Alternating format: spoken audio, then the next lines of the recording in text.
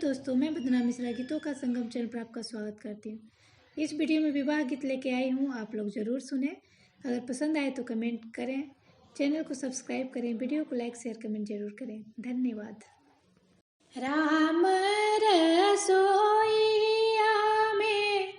दुल्हन कवनी रानी, दुल्हा पूछने लगे बात,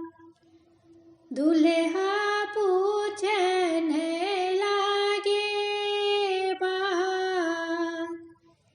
काहे तोहरे रानी मुहवा झुरइले हो, काहे नैन ढारेलो, काहे नैनवा ढारेलो, किया तोहरे रानी अम्मा सुधिया वेला, किया सुधिया वे भाऊजा, किया सुधिया वे भाऊजा, नाही मोरे स्वामी अम्मा सुधिया वेला, ना सुधिया वे भाऊजा, ना सुधिया वे भाऊजा, तोहरो जे आमा प्रभु बोले कु बोलिया हो,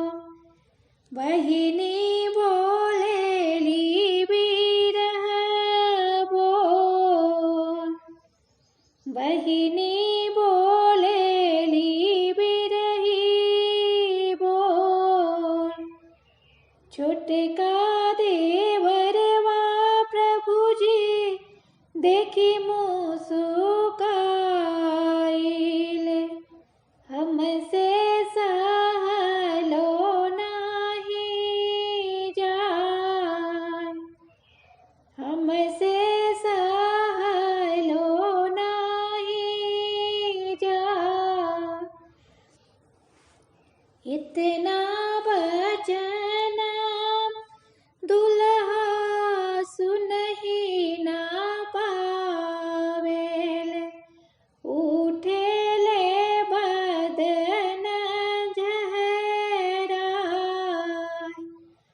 उठेले बदन जहराय, अम्मा के करबो रानी घर से बहरिया हो, बहिनी के करबो बिया, बहिनी के करबो बिया, छोटका भैया रानी करबो अलगवा हो, हम तू ही रहबो के,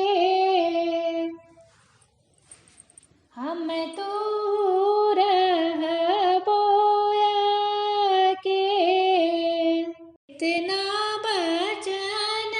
जब सुनेली कवनी दुल्हन, दुल्हा से बोले मुस्कान, दुल्हा से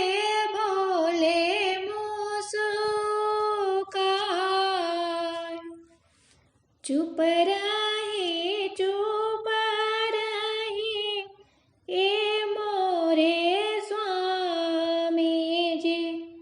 ऐसन जानी करी बात, ऐसा न जानी करी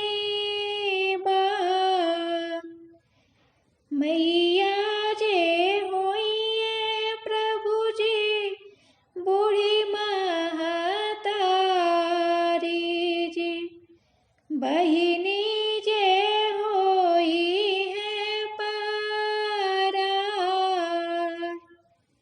बहिनी जे होई है पराय, छुटका देवरवा प्रभु तोहर दाहिन बहिया हो। कहाँ गईले अकील तोहार, कहाँ गईले अकील तोहार, हम तो रहबो स्वामी सबके ही साथवा हो। बुझी स्वामी अकील तोहार, बुझी स्वामी